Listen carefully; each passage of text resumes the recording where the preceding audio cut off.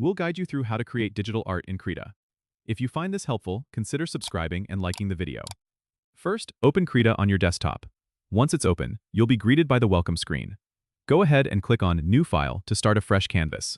Here, you can set your canvas size and resolution. For digital art, a common choice is 3000 by 3000 pixels with a resolution of 300 dpi. This gives you plenty of room to work with and ensures high quality. Once your canvas is ready, take a look at the brush tool located on the left toolbar. Krita offers a wide variety of brushes. You can find them by clicking on the brush icon and exploring the brush presets.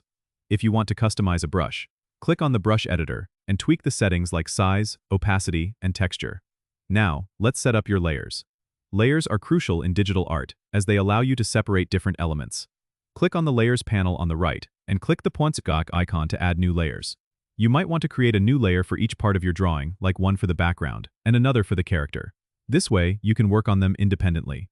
When you start drawing, use the Ctrl+Z shortcut to undo any mistakes. It's a handy trick to remember. Another important tool is the color picker, which you can access by pressing P on your keyboard. This lets you quickly grab any color on your canvas. Once you're happy with your piece, save your work by going to File, then Save As, and choose a format like PNG or JPEG for sharing online. Don't forget to subscribe and comment if this helped you out.